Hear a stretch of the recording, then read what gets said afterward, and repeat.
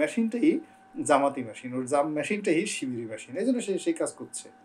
তারা রাজনীতি কেন করবেন? রাজনীতি তাদের করতে ভালো লাগে, রাজনীতি করে। এখন বাংলাদেশের তো কে কোনটা করবে আপনি ইন্ডিকেট করতে পারবেন না। কিছু লোক ধরেন বাংলাদেশে গাঁজা খাচ্ছে, বাংলাদেশে কত কোটি লোক গাঁজা খাচ্ছে, দেন আপনি যদি বলেন আপনি গাঁজা কেন খান, হ্যাঁ আপনি ই করতে পারেন। কিছু লোক ছিনতাই করছে, হ্যাঁ কিছু লোক কোনো কাজ করছে না, খালি সারাদিন শুয়ে থাকে। আপনি তাদেরকে জিজ্ঞাসা করেন যে কেন শুয়ে থাকেন, কোনো কাজ নেই করবেন। আপনি গিয়ে দেখেন যে মেট্রো রেলের নিচে পায়ের উপর পা তুলে সারাদিন অনেক ভিক্ষুক আছে, প্রচুর পরিশ্রম করে ভিক্ষা করে সে 5 তলা বাড়ি করছে ঢাকার শহরে। কিন্তু কিছু ভিক্ষুক আছে সে একবেলা ভিক্ষা করে 3 বেলা সে শুয়ে শুয়ে খায়, পায়ের উপর পা তুলে খায়। এর মধ্যে আবার প্রতি মাসে 2-3টে বিয়েও করে। তা আপনি তো তাকে জিজ্ঞাসা করতে পারেন না যে আপনি তো অন্য ভিক্ষুকরা মিরপুরে বাড়ি করছে, 4 তলা বাড়ি করছে, তা আপনি বাড়ি না করে আপনি একবেলা ভিক্ষা করে আপনি যে বটগাছের তলায় হাইকোর্টের সামনে পায়ের উপর পা তুলে বসে বসে সিগারেট খাচ্ছেন, গাঁজা খাচ্ছেন, এটা কী ধরনের কথা? Every man has his own lifestyle.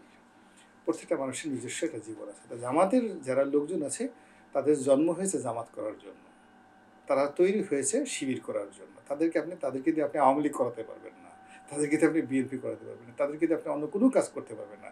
ওর মেশিনটাই জামাতি মেশিন, ওর মেশিনটাই শিবিরি মেশিন, এই জন্য সেই কাজ করছে।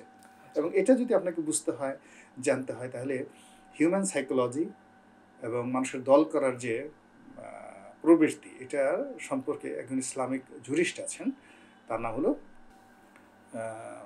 ইবনে খালদুন।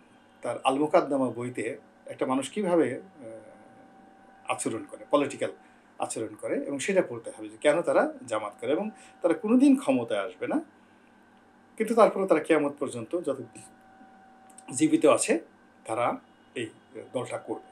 এর কারণ হলো এই দলটা করে তারা আনন্দ পাচ্ছে, তৃপ্তি পাচ্ছে, তারা বিশ্বাস খুঁজে পাচ্ছে, এই দলের মধ্যেই তারা শান্তি পাচ্ছে। যেভাবে আওয়ামী লীগের লোকজন আওয়ামী লীগের মধ্যে শান্তি পায়, বিএনপির লোকজন বিএনপির মধ্যে শান্তি পায়।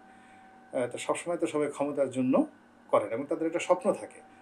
তারা মনে করছে আচ্ছা ঠিক আছে, দুনিয়াতে পেলাম না আখিরাতে পাবো, জান্নাত পাবো, অসুবিধাটা কি?